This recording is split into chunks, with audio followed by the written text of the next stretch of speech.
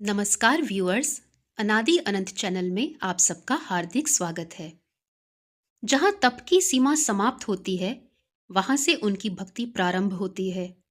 जिनके सामने ना बाल्यावस्था रुकावट बन पाई, ना कष्ट बाधा बने, जो शिव भक्ति के साक्षात प्रतीक माने जाते हैं। आइए आज हम सब मिलकर उन बालक उपमन्यु की कथा को श्रवण करें। एक समय की बात है, उपमन्यु नाम का एक छोटा सा बालक था, जो अपनी माता और छोटे भाई धौम्य के साथ एक छोटी सी कुटिया में रहता था। वे बहुत ही निर्धन थे। एक बार उपमन्यु अपने मामा के घर घूमने के लिए गए। वहां उन्होंने अपने मामा के पुत्र को स्वादिष्ट दूध पीते हुए देखा, किंतु उन्हें अपनी मामी के बुरे स्वभाव के कारण बहुत ही कम दूध पीने को मिला। अपने घर वापस आने पर उन्होंने अपनी माता से कहा, हे माता, मुझे भी वैसा ही गर्म और स्वादिष्ट दूध चाहिए। क्योंकि वे लोग दरिद्र थे, उनके पास कोई गाय भी नहीं थी, तो उनकी माता ने कुछ बीजों को पीसकर उन्हें पानी में घोल दिया और उसी घोल को दूध बताकर उन्होंने उपमन्यु को दिया। उसे एक बार पीते ही उपमन्यु ये समझ गए कि यह दूध नहीं है और रोकर अपनी माँ से हठ करने लगे। माँ, यह दूध नहीं है, मुझे दूध ही चाहिए। यह सुनकर उनकी माता बहुत दुखी हो गई और उपमन्यु को हृदय से लगाकर बोली, हे पुत्र, हम जैसे कंदमूल और फल खाकर जीवित रहने वाले लोगों को दूध कहाँ से प्राप्त होगा? तुम बार बार मुझसे हट कर रहे थे कि दूध चाहिए, इसलिए मैंने कुछ बीजों को पीसकर उसका घोल बनाकर तुम्हें दे दिया। हे पुत्र, हमने कभी भी धन की इच्छा से भगवान शिव का ना इस जन्म में ना ही पूर्व जन्म में कभी भी स्मरण किया है, इसीलिए हम दरिद्र हैं। वे महादेव जी ही धन देने वाले हैं और सब लोगों को उनकी इच्छा के अनुसार भी फल देते हैं। हे पुत्र, तुम उनकी और माँ पार्वती जी की शरण में जाओ, वे तुम्हें दूध का सागर दे देंगे। उपमन्यु की ने माँ की बात सुनकर बोला, हे माता, यदि भगवान शिव माता पार्वती जी सहित कहीं विद्यमान हैं, तो आज से आप शोक का त्याग कर दें। मैं कठिन तपस्या करके उनसे क्षीर सागर मांग लाऊंगा। उपमन्यु के ये वचन सुनकर उनकी माता बहुत प्रसन्न हुई और बोली, हे पुत्र, तुम पंचाक्षरी मंत्र का जाप करो। यह मंत्र दूसरे सभी मंत्रों से अधिक शक्तिशाली है और सदैव तुम्हारी रक्षा भी करेगा। माता से आज्ञा लेकर उपमन्यु हिमालय पर्वत के एक शिखर पर चले गए। वहां उन्होंने मिट्टी का एक शिवलिंग बनाया और पैरों के अंगूठे के अग्रभाग पर स्थित होकर उन्होंने अनेकों वर्षों तक तपस्या की। महाभारत के अनुशासन पर्व के अनुसार उपमन्यु ने 1000 दिव्य वर्षों तक तपस्या की थी। पहले 100 वर्ष उन्होंने केवल फलों का भोजन किया, दूसरे 100 वर्ष सूखे पत्ते खाए, तीसरे 100 वर्षों में जल पीकर रहे और बाकी 700 वर्ष केवल वायु पीकर ही रहे। उनकी इस दुष्कर तपस्या से पूरी पृथ्वी व्याकुल हो रही थी।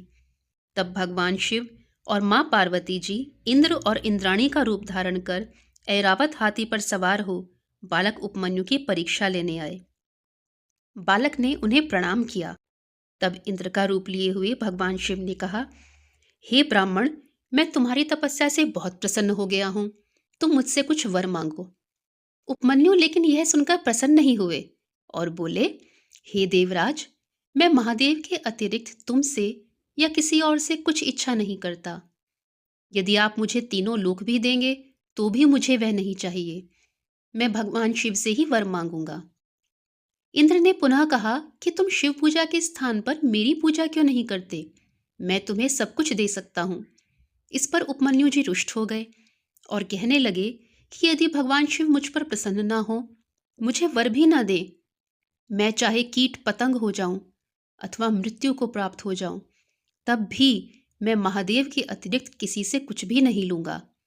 ये कहकर उन्होंने इंद्र को अपनी तपस्या में बाधा समझकर उनका वध करने के उद्देश्य से एक दिव्य भस्म छोड़ी और फिर स्वयं को भी समाप्त करने के लिए उद्यत हो गए। तभी भगवान शिव और माँ पार्वती जी ने इंद्र और इंद्राणी का वेश त्याग कर अपना यथार्थ रूप उपमन्यु के सामने प्रकट किया। उस समय भगवान शिव का जो सुंदर महातेजस्वी रूप है, वह महाभारत में इस प्रकार वर्णित है। वे नीलकंठ, 18 भुजाओं वाले, सभी आभूषणों से अलंकृत थे। श्वेत वस्त्र, श्वेत माला, श्वेत ध्वजा और श्वेत यज्ञोपवीत पहने थे। उनके गले में स्वर्ण कमलों की माला भी थी। उनके उन अनेकों हाथों में अनेक प्रकार के प्रचंड शक्ति वाले अस्त्र थे। उनके साथ वृषभ पर श्री माँ पार्वती जी भी आरूढ़ थीं। उन सबके साथ श्री विष्णु जी, ब्रह्मा जी और इंद्र आदि देवता भी वहां उपस्थित थे। भगवान शिव ने प्रसन्न होकर कहा, हे पुत्र, तुम्हारी तपस्या से मैं बहुत अधिक प्रसन्न हूं, मुझसे कुछ वर मांगो। तब उपमन्यु जी ने केवल एक ही वर मांगा कि हे प्रभु, आप मुझे अपनी अव्यभिचारिणी भक्ति दीजिए। अव्यभिचारिणी भक्ति का अर्थ होता है कि हम अपने इष्ट के प्रति ही समर्पित रहें, किसी और जगह, किसी और देवी देवता में हमारा ध्यान ना हो। ऐसा सुनकर महादेव ने उन्हें अपनी भक्ति दी, उसके साथ साथ उन्हें अजर अमर होने का भी वरदान दिया। उन्हें क्षीर सागर के साथ साथ, अर्थात दूध के सागर के साथ साथ मधु, दही, अन्न आदि का भी समुद्र प्रदान किया। मैं तुम्हारा पिता हूं और जगदम्बा उमा तुम्हारी माता है, ये कहकर उन्होंने बालक उपमन्यु को हृदय से लगा लिया और कहा कि मैं सदा तुम्हारे आश्रम में निवास करूंगा। तुम्हारे सोचने मात्र से ही मैं तुम्हें दर्शन दूंगा। तुम्हारा कुल और गोत्र सदा अक्षय होंगे। एक कल्प तक तुम अपने बंधु बांधवों के साथ अक्षय सुख भोगोगे। तुम्हें भूत, भविष्य और वर्तमान का भी ज्ञान होगा। इसके साथ ही माँ पार्वती जी ने भी उपमन्यु जी को श्री कार्तिकेय जी के समान जानकर ही उन्हें संपूर्ण ऐश्वर्य, ज्ञान और ब्रह्म विद्या प्रदान की। इस तरह वे दोनों उपमन्यु जी को अनेक वरदान देकर अंतर्ध्यान हो गए। यहाँ आपने देखा कि कैसे केवल दूध की इच्छा रखने वाले एक छोटे बालक को प्रभु ने दूध के सागर के साथ साथ अनेकों दुर्लभ वर दिए। ऐसे दयालु और भक्त वत्सल भगवान शिव और श्री माँ पार्वती जी के चरणों में हम सदा नमन करते हैं, और ऐसे महान शिव भक्त श्री उपमन्यु जी के चरणों में भी हम बारंबार प्रणाम करते हैं। हर हर महादेव।